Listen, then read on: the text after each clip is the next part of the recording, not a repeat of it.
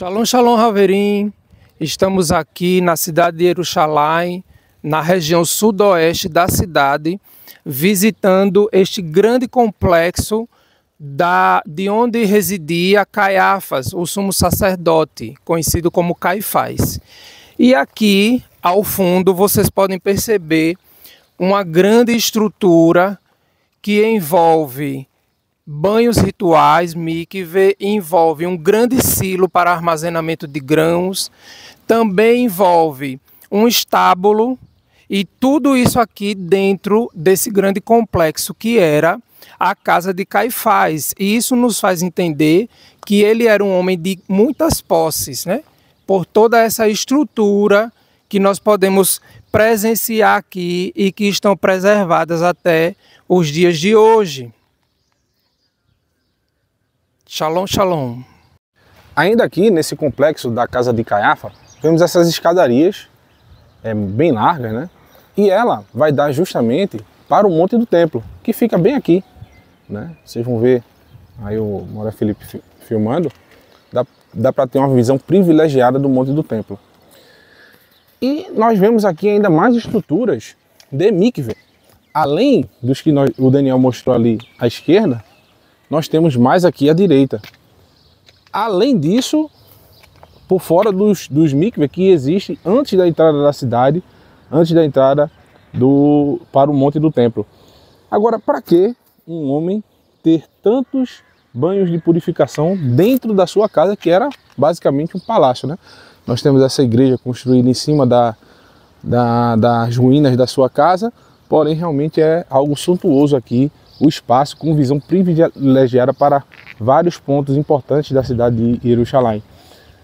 Só nos dá a entender que era alguém realmente muito rico, que recebia visitas de pessoas também com um poder aquisitivo altíssimo, principalmente nas festas, pessoas que vinham de outras nações e traziam também presentes aí para ele, né? Então por isso ele precisaria de vários banhos de purificação, de vários locais para hospedagem, e essas escadas aqui, com toda certeza, recebia esses suntuosos aplausos, né? Quando esse grande homem, descia por essas escadas aqui, cheio de pessoas batendo palma, aplaudindo, quando ele seguia para o Monte do Templo, o sumo sacerdote, que era um escolhido dos romanos, um sumo sacerdote político.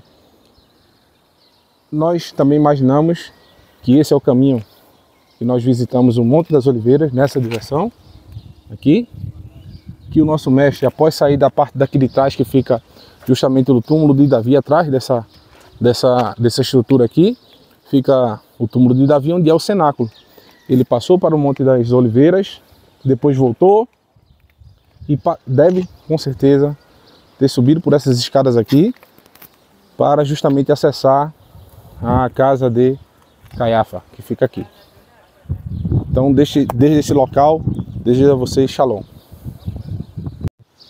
Então, Yeshua, nosso mestre, foi capturado, foi preso exatamente no Monte das Oliveiras, quando estava com seus discípulos, né? Quando foi abordado ali por Yehuda, por Judá, que o beijou na face para identificá-lo, e depois de ser capturado, atravessou o Vale Kidron, sendo trazido, inclusive nessa escadaria, como vocês podem observar aqui na filmagem, olha, veio subindo aqui, e interessante que Shimon Kefa, Pedro, vinha acompanhando meio que de longe, com medo, obviamente, de ser preso também. E foi exatamente nesse ambiente que, inclusive, nós encontramos aqui, nas proximidades, uma obra de arte, retratando justamente um momento conforme descreve em Lucas, onde Shimon Kefa, ele é abordado por alguém que o questiona a respeito de ser alguém que conhece Yeshua, o grupo, né, com quem andava com Yeshua. Mas ele, como você pode observar aqui na obra de arte, ele se nega, né? Não, mas você fala como eles, você tem uma maneira de se expressar ali que lembra muito as pessoas da Galileia. Mas ele nega isso por 3 vezes. E por isso essa obra de arte mostra ali em cima um galo que, após ele negar Yeshua 3 vezes, que conhecia Yeshua, então o galo finalmente canta conforme Yeshua havia dito. Desde Jerusalém, shalom, shalom.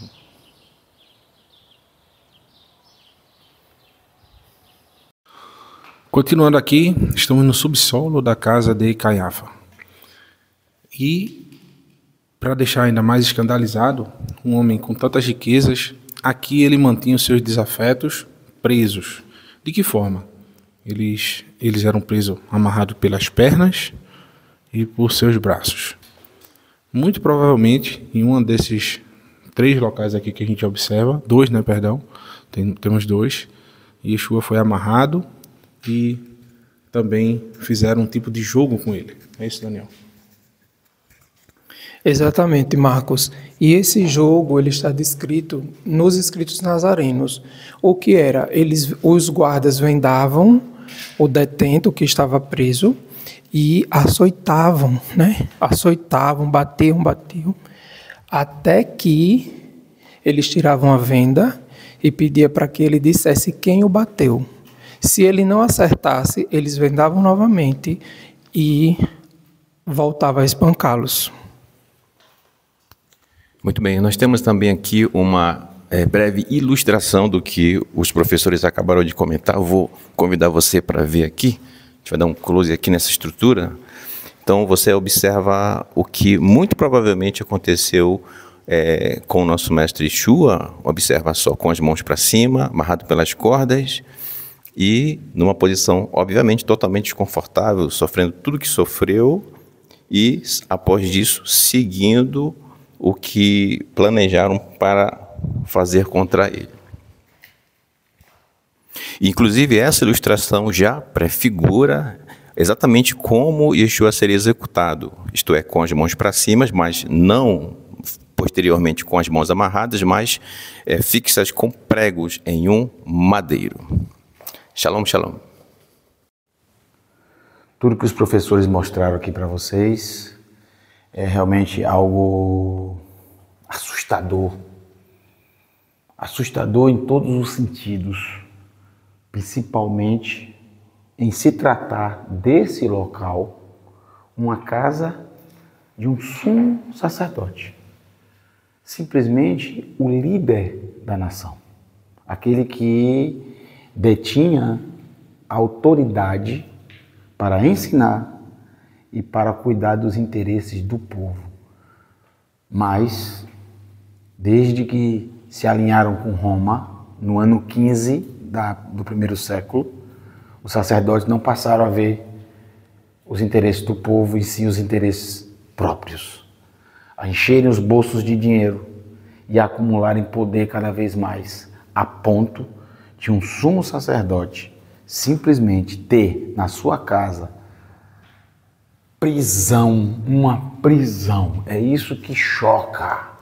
Nós não estamos falando de um local da guarda de Israel, estamos falando da casa do sumo sacerdote. Yeshua esteve preso aqui, foi espancado aqui, já saiu daqui sentindo dores terríveis de um espancamento violentíssimo, de brucutus, de guardas do sumo sacerdote. Isso é inimaginável. Eles odiavam tanto, porque ele estava falando a verdade e o povo estava com ele. Todos estavam contra os absurdos que os sacerdotes estavam praticando, aliados com Roma.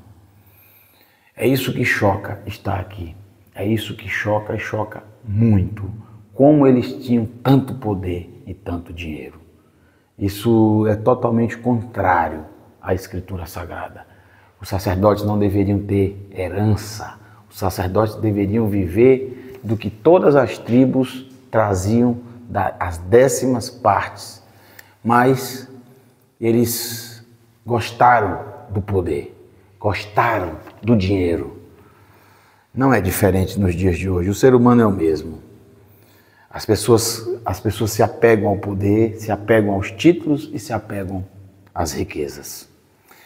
Todos passam, mas o nosso mestre Yeshua, o seu legado e a sua história sempre estará viva. Beijo para vocês.